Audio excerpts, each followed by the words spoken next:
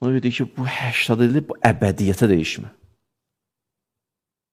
Öz 70-80 il mən deyirəm, sən deyirsən. Qiyamətdə Quran ayəsina baxın. Qiyamət günü Allah sual verir. Kəm ləbistum fil ərd. Bu dünyada nə qədər yaşadınız? Hələ dünya fil ərdi biraz geniş götürürlər. Dünyada, axı dünyadan sonra gedib bərzəxə, bərzəxin cənnəti, qiyamət elə var. İndikilər, ölənlər indi haradadır? Bərzəxdədir də.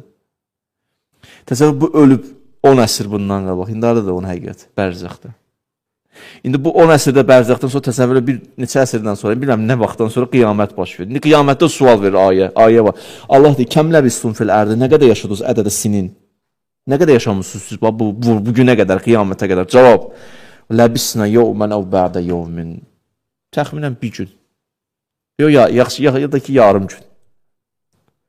Yəni, əbədiyyatın müqabilində bu yaşadığın dünya bir gün, yarım gün. Bu bərzəx bir gün, yarım gün. Bunun bariz nümunəsi ilə özümüz deyə bilərik də, öz həyatımızda diqqət edin. O neçə yaş uzarlı baxırsan, o çox sürətlə gəlib evinə. Elə bir gündə qutardı.